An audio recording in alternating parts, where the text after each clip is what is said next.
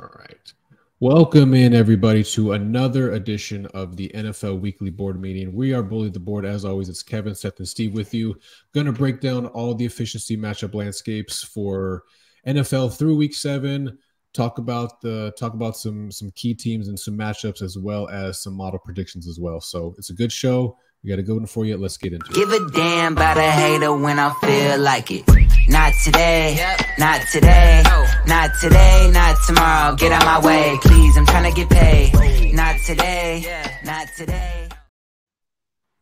I kind of wish people could see us while the music is playing, because we're all just like, yeah. That intro goes so damn hard. It really does. Vibing out with that, man. Yeah. And I am trying to get paid. Like, it's real. It hits on a few different levels for sure. It does. Yeah. Again, welcome in, everybody. It's Bully the Board. If you're here, thank you very much. If you are not a subscriber to us, please consider giving us a subscriber, at the very least a like on this video. It really helps us reach and grow and get more information on more people, which is, part of our ethos, what we're about, just educating people around modeling, about sports betting in general. So it really helps our page grow a lot if you could give us a like and subscribe. Okay, boys, we are 7 weeks through the season here. Want to kind of go by conference here, break down some AFC and some NFC teams here. So having the data in through Week 7, let's start with the AFC and up in the north side. Why not? So Baltimore, Steelers, Browns, and Bengals here.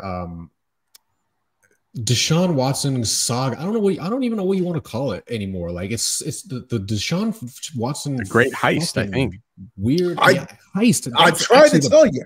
Yes. You have been. Perfect word. Word. I don't know what's going on, man. That's a weird situation, but they dominant defense, right? Then all of a sudden play the Colts, giving up 30+ points. Like, who saw that kind of weird matchup coming with PJ Walker and Gardner Minshew, right? But AFC North, Steve, what are your initial takeaways, or what are some surprises that you're taking away with that division? First of all, let's give credit where credit is due. What Deshaun Watson is doing right now is the greatest single heist in American history since Nick Cage tried to steal the Declaration of Independence. Let's call it. Yeah. Yes. He paid taxes on that money. Yeah. Now, in all seriousness, they're looking at, are these micro tiers? I think I saw something come out yesterday about the extent of what was going on and some of the tears on his shoulder, and he could be out. When they see it in baseball players, it's like 4 to 6 weeks, so we'll see what he looks like. But this is a shame. I legitimately feel bad for Browns fans, because this was supposed to be your answer, right? And as a Bears fan, I doubly feel bad, because you had this amazing defense, and all you needed was a quarterback to kind of tread the water for you and reach the promised land. And Deshaun Watson was supposed to be that guy, and clearly he's not going to be. So, we'll see what PJ Walker can do. But it just seems like a waste of a really good Browns team here. Now, with that being said, this division to me looks stacked. Ravens looked damn good. Bengals seem to be on the up and up with Joe Burrow, and we'll see how that kind of plays out. But I want to talk real quick about the Steelers, because let's not forget, the Steelers are tied for second and 4-2 in the AFC North here. And I wrote them off after the first couple of games of the year. That offense looked absolutely abysmal. Yeah, the last 2 games in a row. Yeah. Now, the last 2 games in a row, the offense hasn't been like stellar per se. The defense kind of bailed them out, but they're winning games. They're winning games. They beat the Ravens and they beat the Rams, which much to my disgust. But did we sleep on Pittsburgh too early? I don't know. It's a good question. I'm not ready to buy back. I mean, their wins, except for the Rams, have all been kind of weird. Not fluky is not the right word, but like high variance. Like, how many times even the Rams win, Seth, was pretty fluky. True. I mean, that was there was 2 games. Literally, this the weekend end of that game was wild. Yeah. Exactly right. Yeah. So weird, fluky shit, especially with officiating, which you hate to say it, you hate to see it really, but yeah, fluke in my opinion. Yeah, but it is kind of weird though, right? Because we always talk about how Mike Tomlin does not lose. So sorry, not to cut you off, Seth, but yeah. No, you're right. He does got the secret sauce. But the thing, he does not lose, but he also doesn't win more than 9, 10 games. Like he's also has a ceiling no one wants to talk about. I want to come back to the Browns. How crazy would this be? How much money / equity, draft capital you're going to have to trade or give Washington to get Jacoby back? I I mean, tell me if you're not a Browns fan right now, Jacoby in this team is better than an injured Deshaun Watson and better than a healthy DTR or PJ Walker. Like, tell me I'm wrong. And what Washington's got to be like, yeah, have them. I would imagine. You want to give us a 6th-round pick, 5th-round pick? Sure, have them. Yeah. And he was good last year. He was good. Mm-hmm. Yeah, I don't know. I think you're onto something here. Yeah, I would do that. I'd be making that call if I'm Stefanski. Ravens look good. We were on this team. We were uncertain about how that offense is going to kind of get going, but man, they're getting going. I mean, obviously, let's not take one game. And we use EPA per play. I mean, you can see where they're at on a per play basis. Kevin, you just pulled it up. Like offense or pass run here, like they're doing well, and their defense is rolling as well. This is one of the best. This is a top 3 defense right now. So if their offense continues to get better, this is going to be a really scary team. And it's when they limit turnovers. When they limit turnovers, they'd be undefeated. They'd be undefeated, literally. They lost the Colts game and the Steelers game because of turnovers. So if Lamar can limit the fumbles, like this team looks really damn good, especially when they're not dropping touchdown passes. Like they look good. Yeah, oof, no kidding. All right, let me jump to the AFC East real quick here. So we're poor weekend for the quote unquote top dogs, right? Bills losing to the Patriots, and then the Dolphins losing to the Phillies or to the Eagles, excuse me, in on Monday night or Sunday night, whatever that was. Yeah. So yeah, I mean, I don't know. The Dolphins are still an overall good team, especially on the offensive side of the ball, but they have this 100%. weird tendency now to underperform when they play good defenses or good teams overall. They're 0 against teams. You know, both their losses have come against teams that have had winning records, and that's dated back now to even last year under Mike McDaniel. So is that a tendency, or is that the reality? Like, and it's good teams, but it's good defenses that can get pressure. Tua is so skilled, gets the ball out so fast. If you mess up that timing and you don't have, yes, that's one of the fastest, if not the fastest team, but the Eagles controlled the line of scrimmage. They had no run game, and it makes the pass game a little bit easier to defend. And I think the Bills did something very similar. Yeah. I mean, to your point about the Eagles, though, like they're to this point in the season, they haven't been as dominant, or as consistent as they have been in the past. So are they a good defense? I think you can say that, yes, but are they elite to this point in the season? I mean, they looked elite against the Dolphins, but on a per play basis, not particularly. And look at the Bills too. I mean, the Bills are by definition a below average pass defense, and I think that to me, and I want to take a moment to give credit where credit is due, because Seth, you say this all the time. This is why you have a model, right? Because those were 2 games where I look at what Miami's done to the rest of the league, and I'm thinking there's no way in hell that they should be dogs against Philly or Buffalo, or that they're not going to cover if they're, either way. And they got dog walked. I mean, Buffalo was pretty embarrassing, and Philly, I mean, that game felt like a lot more than 14 points. So I don't know what it is, Kev. I'm not concerned. I mean, they're 5-2. They're first in the AFC East, right? The Bills' loss is very concerning to the Patriots. So I'm not concerned about them coming out the AFC East, but playoffs for our Super Bowl tickets, like, I'm not sure what's going on there, but there's a lot of season left to figure it out. Yeah. And they're getting pieces back on defense. Yeah, exactly. Like that. For sure. Yeah. I mean, it's early season. Like, yeah, the Eagles are getting better. I think also, right, we talked about this from a new defensive and offensive coordinator, like may be taking time. They obviously made the trade with Tennessee to help their secondary. So I don't know. I mean, I think it's a combination of that. Yeah, maybe Miami struggles against certain good defenses, but then I think also it's like the Eagles are a good team. Like they are a really good team still. Yeah. Like, and I think we maybe forgot that. Basically only because they struggled against Washington. I mean, really, if you think about it, that's the team that they struggle with the most is Washington. Yeah. Right. All right. Looking at the AFC South then for a minute here. So Jags winning on Thursday night against the Saints, but Minshew Mania is back, baby. Right? Yeah. I mean, damn. You're damn right. To put up that production against that defense, not sure how to explain it, frankly. I mean, he beat Lamar. He beat Yeah. he started that game that they beat the Ravens. Yeah. Like, yeah, it's Good you for have him. these weird cultural short-term phenomena, like with Fitzmagic. Ryan Fitzpatrick had a similar I was phenomenon. just getting ready to ask. Yeah. Yeah. I was just going to ask who is the better, clutch backup quarterback? Is it Fitzpatrick or is it going to be Gardner Minshew? Because I think you got to put him in the conversation now. Yeah. What he's doing as a backup, not the starter. Yeah.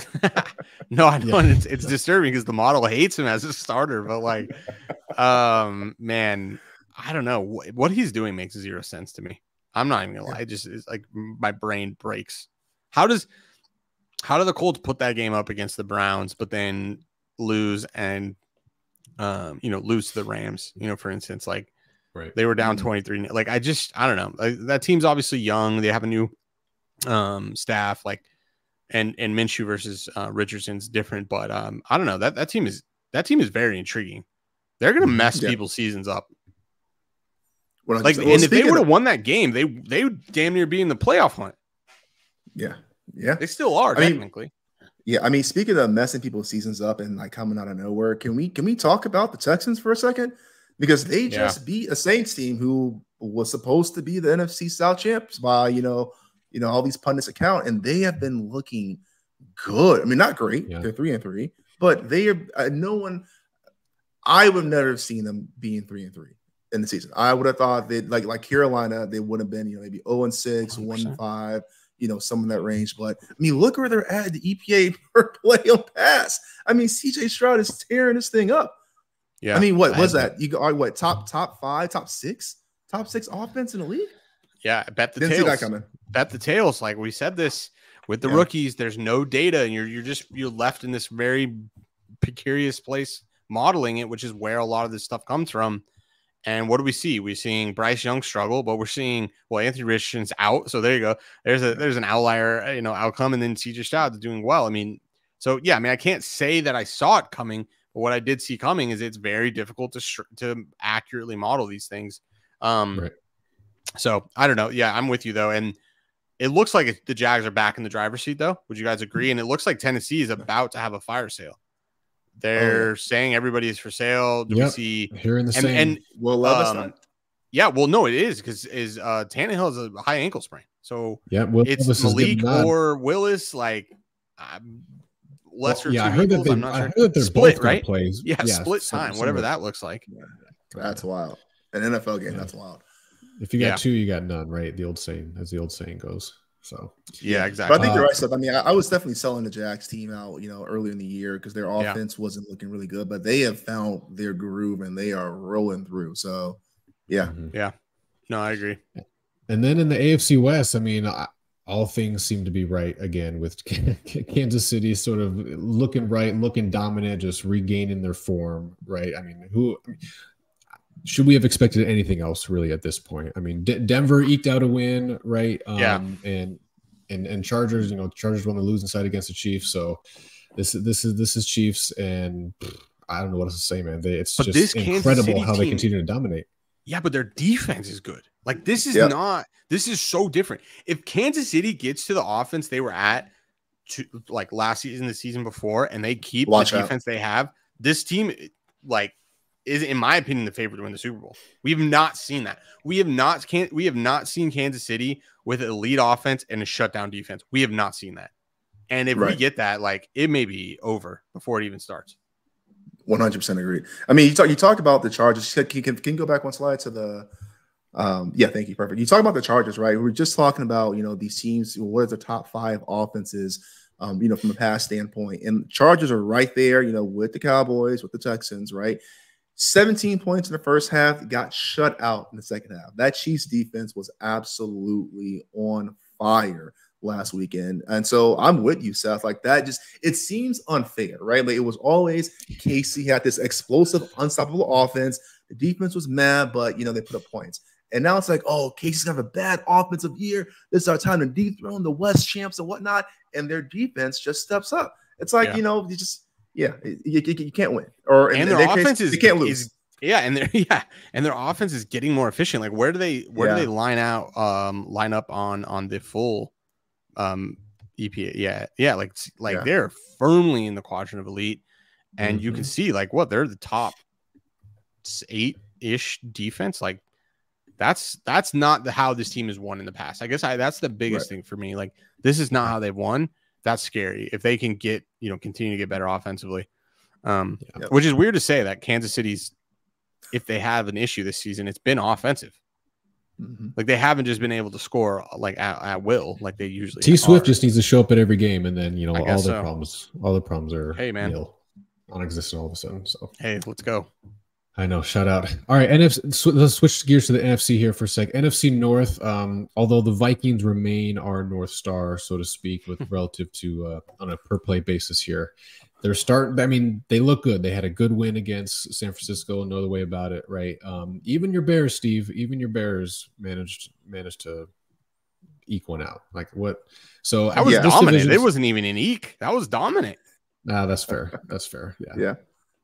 That's fair. So I don't know, Steve. What's your take on are the Bears figuring something out? Because they've pieced together things over the past couple of weeks, like.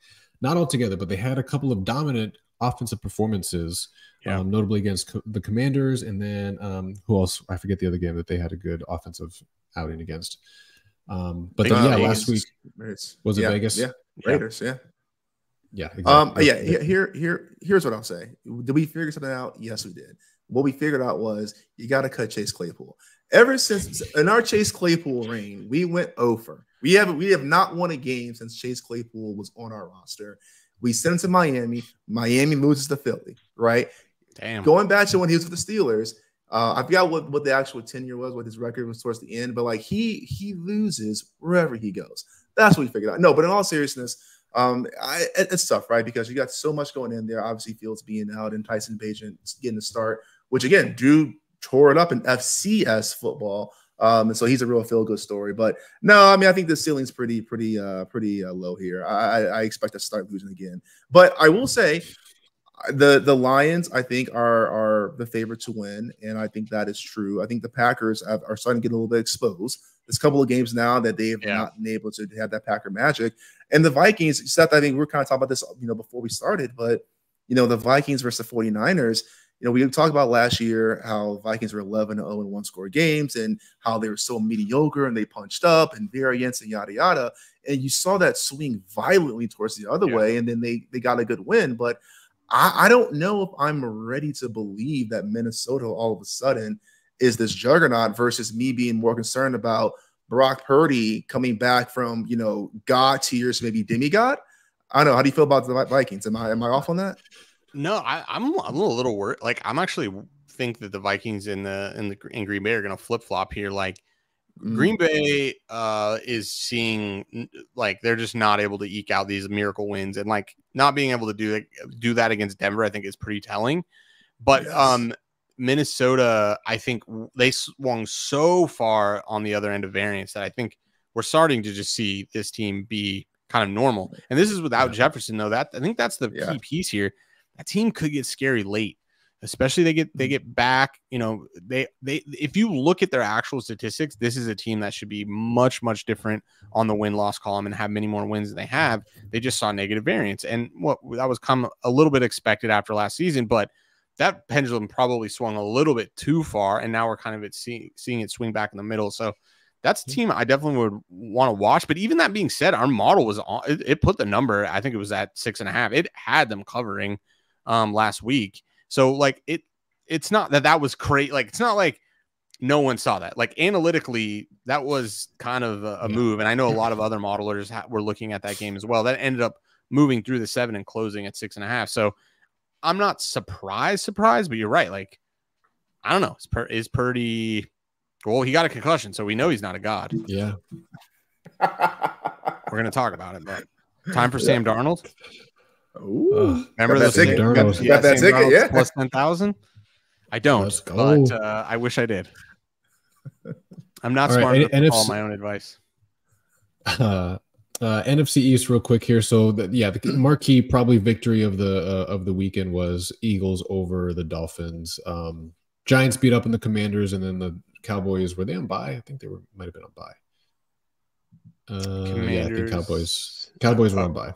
Cowboys, yeah, we're on bye. But yeah, I mean, I mean, we talked about the Eagles a little bit already, but if they can continue to improve and, you know, stay dominant on a per play basis on the defensive side of the ball, because right now they're effectively average on D. But yeah, Jalen Hurts, the tush push, seemingly the only team who can effectively conquer the tush push, right? Yeah. So there's something about the personnel, the way they line up, the way they execute, whatever it is, like obviously masters of their own craft, so to speak, right? No one else can figure it out consistently. So they're humming. They're 6-1. It's going to be tough to dethrone them, I think, from that division. Yeah, I can't. I agree with you.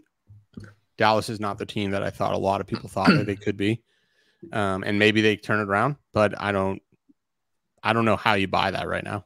I don't know how. What's your North Star? They beat Chargers by 3. We saw what the elite offense and defense does to them, and it didn't look anything like what they did to them.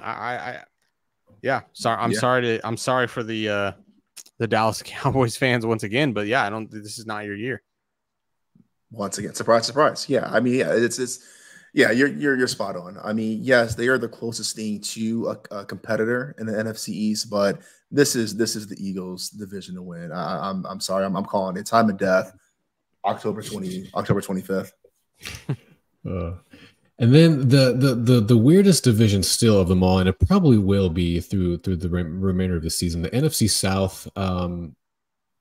Carolina, obviously, you know, bottom feeders there, really struggling with Bryce Young and Frank Reich and that crew. But Falcons and Ritter, I know he has not been, and maybe we'll talk about him a little bit in the QB volatility section as well. But Falcons sitting at 4-3 all of a sudden, and the Buccaneers coming off a loss here.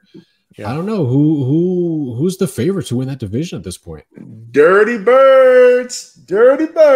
Yeah. No, I mean well, and I'm biased, right? Because we have Atlanta in our overs for our future win totals, and quite frankly, I just been talking a lot of shit about everybody else but Atlanta, and so I'm kind of trapped into this corner of my own demise. So I'm gonna be in that Falcon train till I die. But I want to give a shout out to Seth here. You know, we have a buddy Mo. Shout out if you're gonna watch this, Mo. We'll put it on TikTok to make sure you see it. But Mo had a bet with Baker Mayfield and the Buccaneers preseason. You know, they were talking a lot of crap about them, saying, "Oh, you know, they're going to be trash. They're not going to clear 6 wins." And Seth was like, "It's not that unreasonable." And here they are, 3-3, looking pretty damn good. Yeah. I mean, I would have loved that win over the Ravens and the Falcons, but yeah, I still love the bet. Baker I think he's questionable this week. I would hate to see him go down because I think even a mediocre Baker is still better than whatever our options are. But yeah, I don't know. I mean, we were on this though. We said, you know, everybody Derek Carr of the Saints, this is going to be like, you know, the best thing we've seen ever. We're like, statistically, you saw what I think you're going to see from this team with the Red Rocket last year. Like statistically, they were very similar quarterbacks, and I'm not, you know, necessarily shocked to see Carr struggle. We've seen glimpses of it, but it has not all come together, and that team is weirdly struggling on offense, and we'll see how it kind of comes together. But yeah, this one's interesting to me. Yeah, but it looks like it is Desmond Ritter and all the Falcons look better than everybody else. Yeah, they do. All right, then lastly, the NFC West. Obviously, Niners losing to the Vikings on Monday night. Maybe the surprise of the week, right? Who knows how long? When Purdy apparently got concussed in that game, you know, another weird situation here. But Rams, Seth, I know you teased them. I don't know if you ever pulled the trigger or really consider taking a futures on them. Yeah, the plus 10,000. I didn't, but if I was, this would be even a better time because they obviously lost last week. I don't know, like they turned back into a pumpkin last weekend. It was interesting. Like that was a team that they should have beat. And they made a bad Steelers offense look competent. I wouldn't say good, but competent, and that's a little concerning.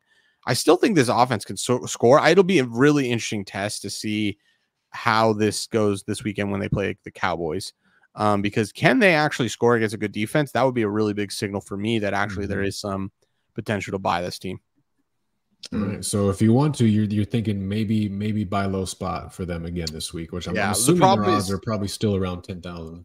Yeah, they're not going to go much more, I don't think. But the problem is if I'm waiting till a win, I'm not going to be able to buy as low. But I think it's just a value spot. But we'll see. Like if they get blown up by the Cowboys, I'm not going to chase it.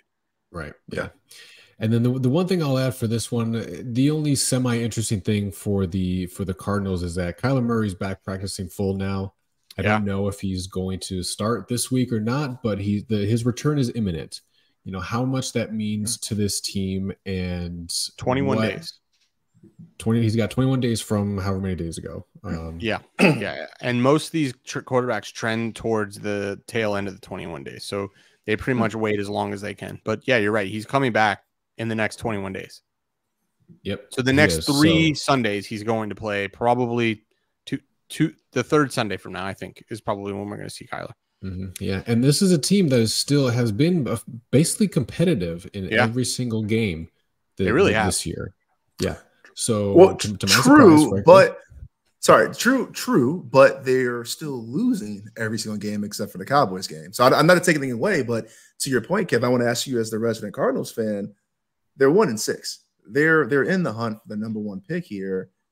Are you bringing Kyler back to try to win at week 11, or what do you think is going to happen here?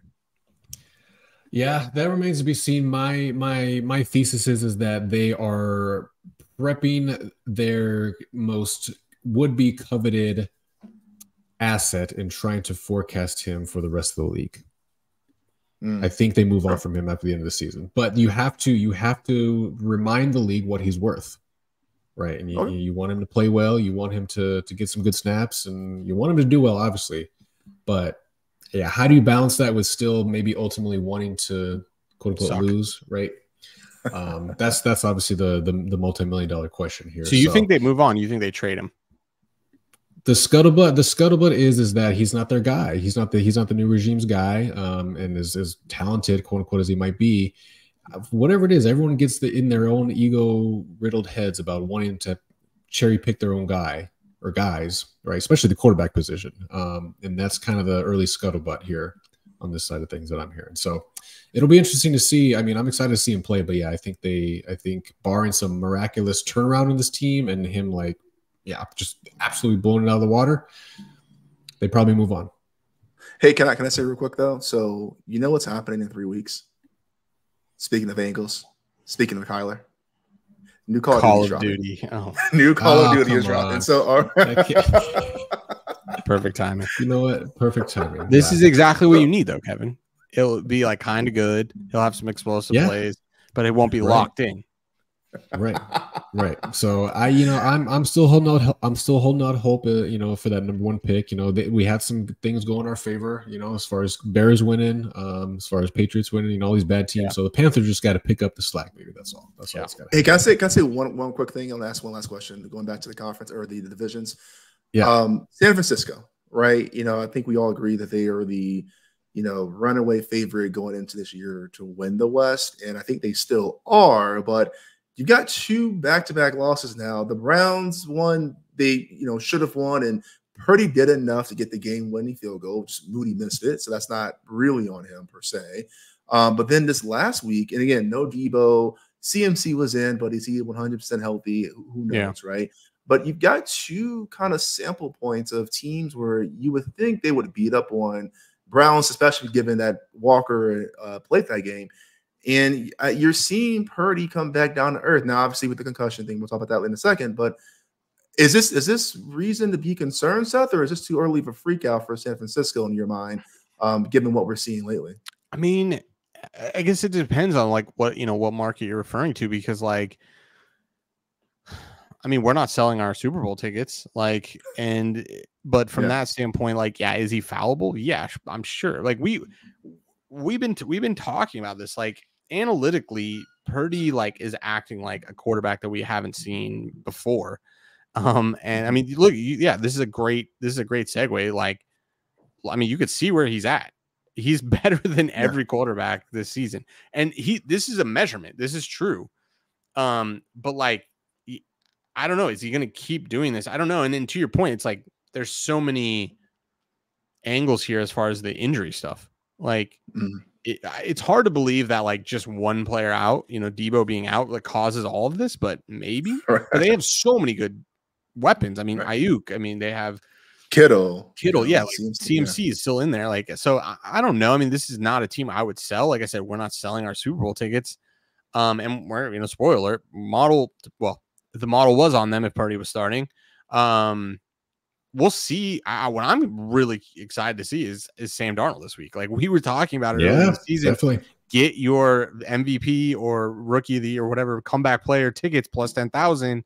And here we go. Now, this isn't the situation that I thought it would be. When we're going to see Sam Darnold for 1 week and then we're going to see Purdy. They're not going to stick with Sam Darnold here.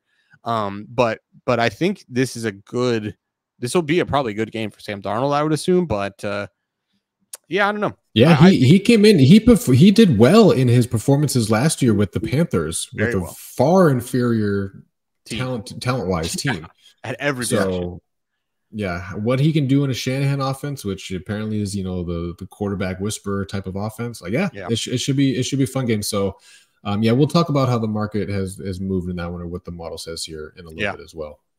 But yes, speaking of that, or do you guys have anything else you wanted to talk about on the QB volatility stuff? I just want to make one quick point. Again. Look at where CJ Stroud is at. Dear Lord, quadrant of elite. Right there with Lamar Jackson and Jared Goff. Oh, and wow. Yeah, that is crazy. I mean, give credit where credit is due. This kid is tearing it up. In a million years, I would have never saw this coming, but man, hats off. Look where Baker Mayfield is, baby. That we're seeing him look really good in an offense where he's wanted, and two, he actually has prep and actually good players. Like, I'm not surprised by that. And then look at Watson. We talked about it already. This guy's struggling, man. He's struggling, and maybe it is fully because of injury. We'll see here, but like that is concerning because you gave him $230 million already. Do you cut him, or is like a billionaire even able to admit that they're that wrong? I don't even know. And then Tua is just efficient. Where do we see Dak go from here? Does he continue to rise in the volatility scale? I say yes. He's riding that cusp. Yeah, he's riding that cusp. And then Minshew. Can Minshew keep going forward? Because like if it's Minshew mania, like we'll keep our eye on this. But yeah, and then where's our guy Desmond Ridder? Is he finally? He's right below Deshaun Watson, right above Justin Fields. So he's still on the other end. We need to get this guy at least average. I think if Desmond Ridder can get to the average EPA line, the Falcons are going to be a really scary team. Right now, that's their Achilles heel, in my opinion. Yeah. Can I ask you guys a quick question here? So assume you're a fan of both teams here. Who are you? Which situation makes you madder, right? Are you more mad at Deshaun Watson and the money he got for not playing because of injury? No, he's injured, but because of the injury thing and what this offense has looked like? Or are you more mad if you're a Giants fan paying Daniel Jones that 4-year, $160 million, and him playing every game and looking like absolute garbage? You can see because Deshaun's money is guaranteed. You can cut Daniel Jones and like you can get some of that back. You cannot do anything at all, like literally anything. Yeah, there's that element of it, but from like the fan standpoint, Daniel Jones has at least had flat, like last year specifically, not so much this year, but last year specifically showed the ability to generate big plays, showed the ability to win games, lead the team down, and be efficient. Yeah, Deshaun Watson has not done that since the Houston Texans days. No, you're right. Which was 3 years ago. Yeah, there's no reason for Browns fans to feel good about that situation. There just isn't. And it was like unequivocal. Everyone was like, "What? You guaranteed?" Like it's such a wild thing. I wouldn't even say in retrospect it was like gnarly. It was gnarly then. It's gnarly now. Like no one understood it. Like and I'm really like confused by it. Yeah. Brown's gonna brown, baby. All right, let's move into a new little I guess segment we're calling it. actually don't have a name for it, or did we decide on a name? Yeah, we're gonna call it the unabated odds of the week. We're gonna break down the Sorry, I odds don't know of a why specific game. Yeah, all Thank good. you. So Yeah, this I is totally spaced. this is the unabated odds of the week. This week we're looking at the Miami Dolphins versus New England Patriots. And so what we want to showcase with this is we're just picking out one game where there's been a, let's say, bigger market move than maybe the rest of them. And so what we mean by that is, where did this game open and where is it currently sitting? So, you know, this is what you'll refer to or hear as a top-down approach, right? So looking at market-making books, seeing where money is coming in on, and seeing where it's pushing in. This is also called chasing steam. So this opened at 10.5 for Miami, minus 10.5, and plus 10.5 for New England at open. And the money has moved this. It got as low as 8, and then it got bought back on the Miami side to 8.5, and is currently sitting at 9 at 8.5 at Bookmaker, which is Bet Chris, Pinnacle 8.5, and then Circa is hanging in 9. And these three are really important market making books, which are, again, setting a line, putting a number, and taking and moving the number based off price action. You can see the FanDuels and the DraftKings of the world, they all have a 9. So you get a little bit of an edge. The market is saying the true number is 9 here.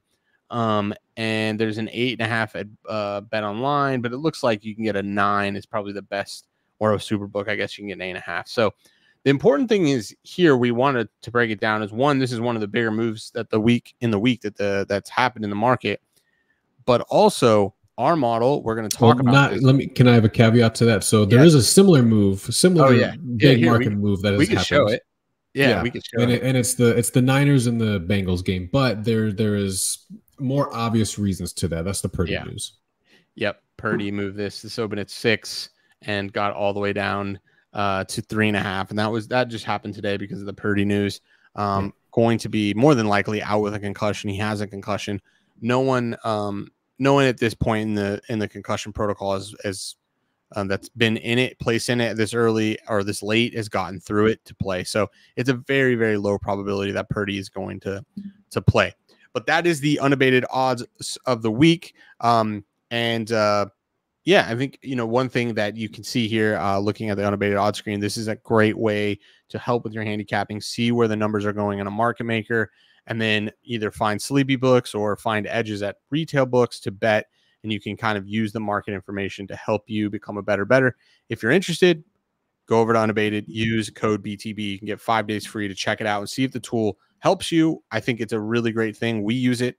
And I would recommend that you at least use the 5-day free trial to see if it's something that you can use in your handicap. You're on mute, Kevin. Classic move. I was just going to piggyback off that real quick and say, we use it. We use it religiously. I mean, every single day. Yeah. I mean, we have one account that we all share, and the way that its system works, we're constantly kicking each other off because you can only be on so many times a day or at once and so many devices or whatever. So we're always like, I gotta log back in. Or no, but you're right. It's so important for us because, right, we use a model. We need to understand where the market is moving. We're going to talk about the exact New England game we just went over and how we can use this information and our model when we're a couple days into the market, and we can understand when things are moving away from us, when they're moving in the direction of us. It really, really adds a layer of understanding what's going on from the conglomerate of all of the information and all of the smart people that are trying to get into this market that actually shapes the closing line. 100%. All right. Let's take a look back real quick at what the model did this past weekend. So we talked about it at last week's board meeting. There was a ton of caveats going into week 7 because of the different quarterbacks and the potential injury news. So we ended up only officially taking 3 plays because the Bears became a no play, and the Saints became a no play because Trevor Lawrence ultimately started that one. So again, the Browns, another fluke, weird situation that assumed Deshaun Watson started, which he did, but what did he play? 2 series? or something I think he ridiculous. threw the ball 5 times, and 2 of them were caught by Colts players. So yeah, so nonetheless, I mean, despite Walker, basically playing that whole game, still had a chance to cover it out. I had the -1.5. That PAT would have covered for me. Obviously, it makes a lot of sense that they go for it there. They go for it, right? Yeah, and I mean. Yeah, that's variance every which way. I mean, at this point, I wouldn't even call it a bad beat. Like the penalties that got called to put us even in that position were high variance calls. The one I'm sad about is the Bears pick. Like, we didn't get this because of all the craziness going on in the week. Yeah, and so by the time it was confirmed, because this is the correct matchup, it was at 2.5. It wasn't a value, but man, that thing would have been a no sweat. But obviously, it wasn't a game we were able to bet. And then, the Seahawks and the Eagles game, I guess most so was the least sweat. And then the Seahawks did work. I mean, I don't know if you guys got to watch that game. I mean, I wouldn't say we had no business covering, but they turned the ball over 3 times. They luckily got stopped on 3rd down in the red zone so they could kick a field goal. Because if they didn't, they would have just ran out the clock. And then, the Cardinals got the ball back and they're down 10. So they have a reason to kick a field goal, and they get like a 30-yard sack for basically no reason to put them out of field goal range. I mean, it was the opposite of bad beat. Like, whatever holding strong is, that was exactly what happened in that Seahawks game. So it was nice to see. The model just keeps chugging away. I don't know how many these 2-in-1 weeks we've had. Yeah. And quick note on that, Seth, because I don't know if you mentioned it on last week's meeting or just maybe when we were chatting independently, but you were thinking or are of the opinion that variance is coming for us. Variance is coming for us, but unlike Final Destination, that can look very, very different. We have a high volume week this week. Variance could come in that way, and it doesn't even mean variance comes in a loss, right? If we have like a 6-week card and we go 50-50, there's 3 losses that we pick up in variance, right? And so that 50% brings us closer to, where we expect to be in that 50-50. So it doesn't have to be a Final Destination thing. It could be. But yeah, I think right now we're winning at like a 62% rate. Could we end up there? Sure. I think that would be really, really, really foolish to believe that that's where we're going to end up. We don't have that much value in the market. We don't have enough. We don't have 62% level models. Now, could we end up there? Sure. But that would be more positive variance than probably truth, to be honest. So we'll just kind of see. We're going to talk about it in a minute, but like we got a big volume game week coming up. So that could be one way that we see it. Sure. All right. Well, you teased it. Let's talk about it. So week 8 NFL model predictions here. Yeah, pretty big card. I think so far through the season, the biggest slate or the most output we've had. As well. So you mentioned, I think we talked about this. You mentioned it during the college meeting as well. So I want to get your take initially here, and then we can break down some of the games real quick. But we've bet all these already, but have you looked more into it? What is your opinion on potentially scaling up or down, maybe even to some of the lower EV plays that we have for the NFL model? So meaning based off of the expected value, based on like scaling them. Yeah, I haven't done so much work on it. I mean, technically this is like Kelly criterion. You're supposed to be betting the edge times the bankroll you have, and it'll tell you the optimal amount to bet. So technically you're right. Like, these should all have very specific mathematical betting numbers that you would bet all these. The thing is, like, I mean, we just had a wonderful interview with Ed Miller. Go check it out. Like, we don't have a 14% edge in the Saints game.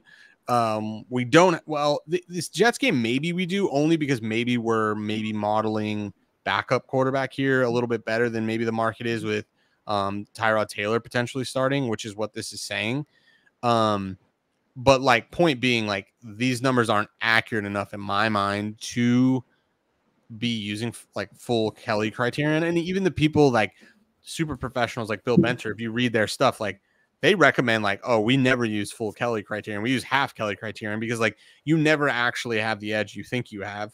And I would say that that's true. It's not something I'm subscribing to. I scale my bets up more in NFL because I know overall I'm more confident in these bets, but I bet the same on every game. So that's how I approach it. But technically you could But I already know that there's a lot of noise in some of these things. Like the Jets game, maybe not as much again, like because I understand where some of that edge is coming from. But the Saints, for instance, it's because well, it's a couple factors, but mostly because Carr is a new quarterback for the Saints, and like that interaction between the two teams is still has a low sample.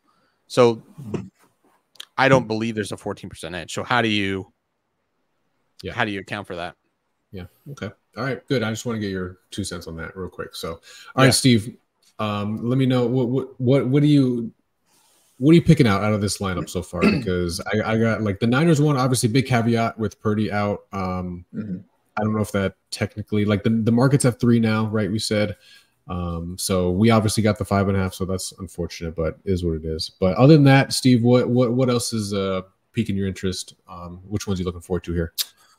Yeah, I'm really excited to fade the Steelers. You know, we were just talking about them earlier against the Jaguars here. You know, they've had 2 of these games back to back where they've kind of eked out these good wins and kind of fluky circumstances. And Seti said earlier, I agree. I think the fluky is the right word for me at least. So, you know, I'm looking for a hot Jags team who's really kind of getting to who they are to not succumb to the same kind of shenanigans that has gotten Pittsburgh wins the last couple of weeks. So I'm really excited about that.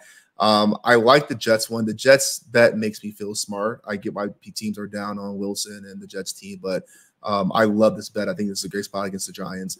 What scares me are the Eagles and Raiders. The Raiders scare me for obvious reasons. Raiders versus Lions. Lions offense has been really good, and the Raiders are just kind of an enigma to me. Like, are they good? Are they not good? I need you to pick a lane here, right? And this is the game where I can see either the Raiders winning this game outright by 1 or 2 points, kind of a field goal game, or again blown out by 21. Either one seems absolutely reasonable to me. And I don't know where the coin's going to land. So the hook makes me feel a hell of a lot better, but I'm still a little anxious about that one. The Eagles are a better team than the Commanders. The Eagles should beat the Commanders handily, but for some reason, they have been their Achilles heel going back into last season. We got burned on this exact play last year. So again, that's me just being superstitious. Logically, it's a good play. Just emotionally, I'm a little scared. That's all. Yeah. And 2 things I want to point out here. No, 49ers is a no bet with Purdy. We obviously have it, but you can either cash out or take the other side at this point. I know you said you could cash out on yours. I checked earlier today. Out for a pretty hefty loss. I mean, it's probably I couldn't cash out on mine as of earlier today. So okay, So you're gonna lose. You're gonna lose a little bit more than big for sure. You're gonna probably lose 10%. So yeah, I wouldn't bet it is my point. I did run the numbers this afternoon with Sam Darnold, puts this number at -3 for the 49ers, which actually, if you can get a 3.5, is a little bit of value for the Bengals. Technically, doesn't meet the 4% criteria. It's about 3% EV, but just an FYI. The other thing, Raiders here, Jimmy G must start. This is not a certainty. In fact, I would almost argue this is becoming more probable he won't start. He has still not practiced. He's still not cleared. And the market actually is buying this up. Now, they might be buying it up because they say, fuck Jimmy G. But they also might be betting it up because at 7.5, this number becomes very attractive if Hoyer is starting. And so I think that's actually what's going on here. So just use caution here. And then the thing I could say most to people, I know some people come here specifically for the picks. Hopefully you made it this long. Jags is on its way to 3. It is imminent. It's basically at -120 at all the market makers at 2.5. This thing's about to go to 3. If you want any value, you need to get it at 2.5. Obviously, we got it at 1, but if you want to tail here, the 2.5 is critical here for you to actually have value. This bet becomes very, very different once it's at the 3. So just some kind of pointers there. The Jets, like I said, I did model it with both Daniel Jones and Tyrod Taylor. You get a little bit, you get 1 point better with Daniel Jones. You get this at -7. It goes to -8 with Tyrod Taylor. So it's a bet no matter what. The market is putting some downward pressure though on the Jets. I don't think there are any 2.5s in the public markets. Yeah, they're not. Only threes. So they're cheap 3s plus 100. Oh yeah, you got it. But if you think that it's going to get there, then maybe hold on to grab a 2.5. Obviously, it changes the value quite a lot. But our model shows you don't need it. And we've bet the 3. So just those are kind of my opinions. I'm with you, Steve. Like superstitiously, yeah, the Eagles, but like this is free. I would take this 100 times out of 100. We have to beat the Commanders by one possession. I think that's very reasonable. And I think there's a little hesitancy here because there's an unknown if Jalen Hurts is injured. There was potential that he got injured in the Miami game. And I think that's what the hesitation is coming from. But quite frankly, this is getting juiced at the 6.5. This thing is about to pop to 7. And at Bet Chris, it is 7. It's already moved to the 7. So I think it is a war at 7. Like I think you're really hanging on to that value that gets evaporated the moment you have to grab a 7 to bet on this. So I won't be surprised if it closed somewhere right around 7 or right at 7. Yeah, the slate is just weird and kind of odd this week. It's not very sexy, number one. Yeah, but it is a full 2, slate though. It is full. Like the Saints and the Jags and the Steelers game might be the quote unquote best game of the week, even across the whole NFL. I think there's only 2 games where both teams have winning records. That's one of them. The other ones, I think, Browns and the Seahawks. So just a weird kind of week overall. Yeah. So don't know. Yeah, don't feel a way about it either way. But again, value is value. So yeah, this Saints one freaks me out. Chris Olave got arrested on Monday. I play for the Saints, man.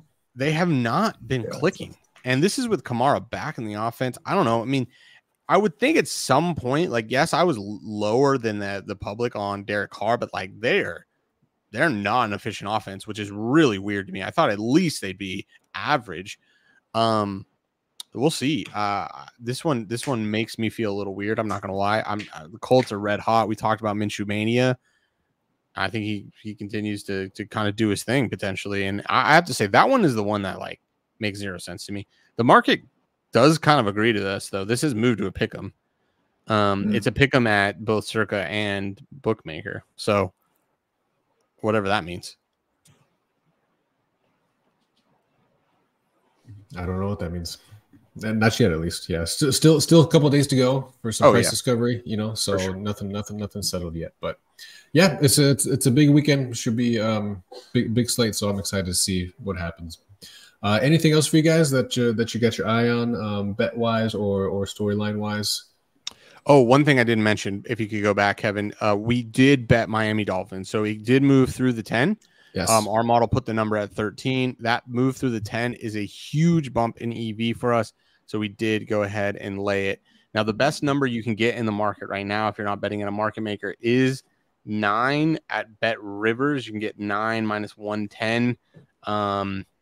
And there's 9.5s kind of everywhere else. I don't know if you can bet at Superbook, but I don't have access to that. So, but it is a bet we have bet. So it will be an official model play. Miami Dolphins minus, I'm going to say 9 just because you can get a 9.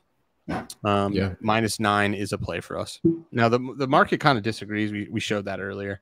Right. Well, it's still undefined. It's kind of at this 8.5, 9 right now. Undecided which direction it's going to go from here. Yeah. Okay. Good. Steve, anything from you, man? No, that's it, man. That's it. Yeah, should be a good weekend. It's a jam-packed weekend for sure, even without anything. A lot of bets. It, so, all right, boys and girls, thank you again for tuning in. That will do it for this edition of the board meeting. Again, please give us a like or subscribe to the page. It really helps us out. We would greatly appreciate it. We do greatly appreciate everyone who listens and everyone who is a board member, especially. So that'll do it for us. Until next week, we're Bully the Board.